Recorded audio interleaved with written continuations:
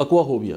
आज हम बात करेंगे कि फ़ियर ऑफ वाटर या abnormal persistent fear of water. Aquaphobia में मुब्तला जो शख्स है वो बेचैनी का शिकार हो जाता है और उसको पता होता है कि पानी उसको कोई नुकसान जो है वो नहीं पहुंचा सकता।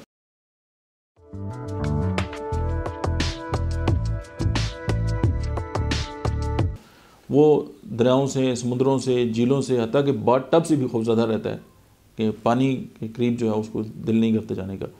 और वो जो है वो बोटिंग और स्विमिंग से भी जो है वो गुरेज करते हैं। और घर के अंदर अगर टब में पानी मौजूद है तो वो भी उसे बेचैन कर देता है, वो कहता है उसको खाली ही कर दे। और शावर का जो पानी है वो भी उसको खौफज़दा करता है और वो नहाने से जो है वो घबराता है।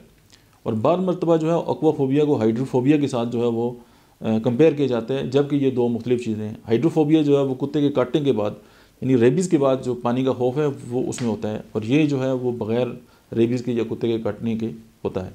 अब इसकी जो मेडिसिन है वो तकरीबन मिलती जुलती हैं। होम्योपैथिक जो ट्रीटमेंट है इसकी, उसमें बेलाडोना है, कैंथरस है, हायोसाइमस है, लेक्सिस है, लाइसिन है, फास्फोरस है और सिट्रामोनियम है।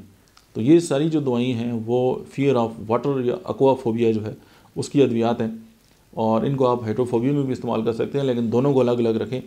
रेबीज़ का ट्रीटमेंट और है और इसका जो इलाज है वो और है।